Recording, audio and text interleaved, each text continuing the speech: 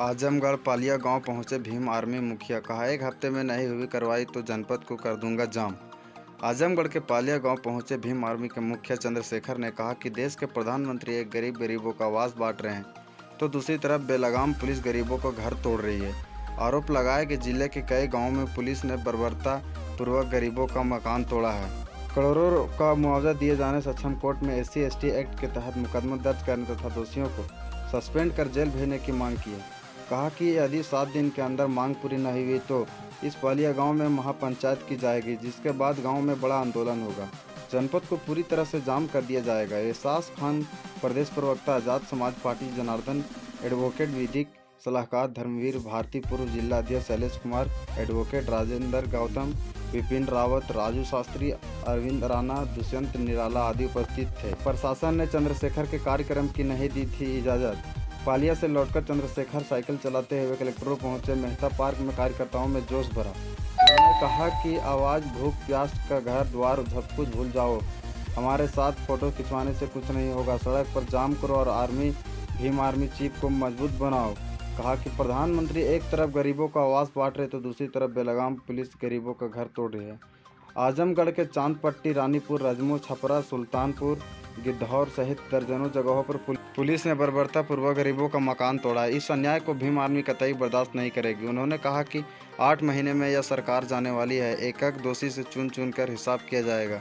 अब पुलिस की गुंडागर्दी चलने वाली नहीं है। पीड़ित परिवारों पर लगे मुकदमों को हटाने, दोषी पुलिसकर्मियों पर आपराधिक मुकदमे दर्ज करने, परिवार को 5 करोड़ का मुआवजा दिए जाने, सक्षम कोर्ट में SC/ST एक्ट के तहत मुकदमा दर्ज करने तथा दोषियों को सस्पेंड कर जेल भेजने की मांग की है। कहा कि यदि 7 दिन के अंदर मांग पूरी नहीं हुई तो पालिया गांव में महापंचायत की जाएगी।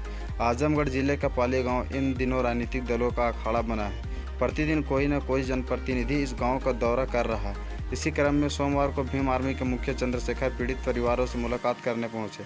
उन्होंने पीड़ित परिवारों को 5 करोड़ का मुआवजा देने की मांग की और कहा कि पालिया कांड के दोषी अधिकारियों का तो दंडित करना ही होगा, वरना भीम आर्मी किसी भी अधिकारी को चैन से नहीं रहने देगा। उन्होंने कहा कि अब शोषित समाज जाग उठा है। हम किसी कीमत पर अपने मान व सम्मान से समझौता नहीं कर सकते। इतनी बड़ी घटना होने के बाद भी प्रदेश सरकार के मुखिया योगी आदित्यनाथ अभी यहाँ क्यों नहीं आए, यह समझ में नहीं आता। प्रशासन ने चंद्रशेखर के कार्यक्रम की इजाज़त नहीं दी थी। ऐसे में शहर के बेलईस लेकर कलेक्टर तथा पालिया गांव में भी भारी मात्रा में फोर्स की तैनाती की गई थी। इसके बावजूद चंद्रशेखर गांव पहुंचने में कामयाब रहे। जानिए कौन है भीम आर्मी का चंद्रशेखर आज़ाद उर्फ रावण। भीम आर्मी एक बहुजन संगठन है जिसे भारत एकता मिशन भी कहा जाता है। यह दलित चिंतक सतीश कुमार के दिमाग की उपज है। इसे 2014 में चंद्रशेखर आज़ाद, रावण और विनय रतन आर्य ने हाशिया वाले वर्गों के विकास के लिए स्थापित किया गया। भीम आर्मी के मूल संस्थापक छुटमलपुर निवासी एक दलित चिंतक सतीश कुमार है। इस आर्मी को उनके दिमाग की उपज बताया जाता है। सतीश कुमार पिछले कई वर्षों से ऐसे संगठन बनाने की जुगत में थे जो दलित और उत्पीड़न करने वाले को जवाब दे सके, लेकिन उन्हें कोई योग्य दलित युवा नहीं मिला जो कमान संभाल सके। ऐसे में सतीश कुमार को जब चंद्रशेखर मिले तो उन्होंने चंद्रशेखर को भीम आर्मी का अध्यक्ष बना दिया। भीम आर्मी ने रफ्तार कैसे पकड़ी? सितंबर साल 2016 में सहारपुर के छोटमलपुर में स्थित HSP इंटर कॉलेज में दलित छात्रों की कथित पिटाई के बाद हुए विरोध प्रदर्शन के बाद पहली बार यह संगठन सुर्खियों में आया था। यह भी 2017 को सहारनपुर से 25 किलोमीटर दूर सबीरपुर गांव में राजपूतों और दलितों के बीच हिंसा हुई थी।